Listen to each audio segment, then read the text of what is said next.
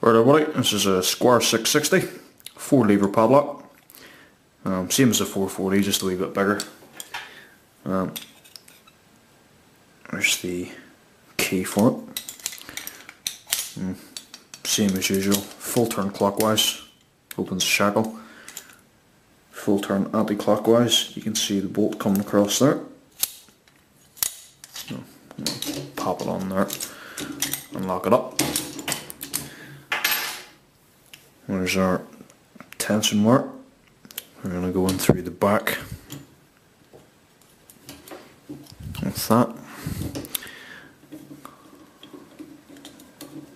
Just make sure it's on the bolt nicely there. And there's our pick wire. It's just going to sit like that and lever up that way. Now obviously this is quite old and rusty, but the levers are in pretty good condition. Although we do need a lot of tension on it, so you don't really get very much out of it otherwise.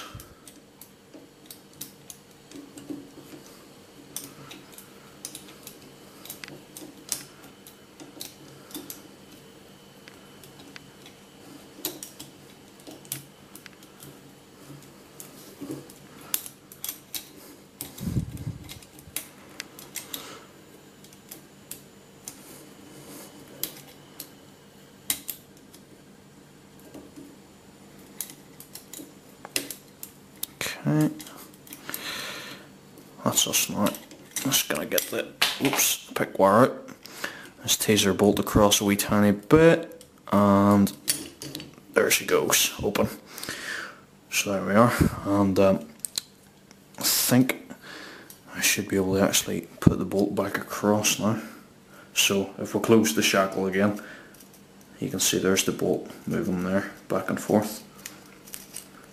So close the shackle, and that's her locked back up again. And it should now work again with the key. There we go. There we go. Quick video for the day, guys. Squire 660. Hope you enjoyed, and stay tuned for more videos. Cheers.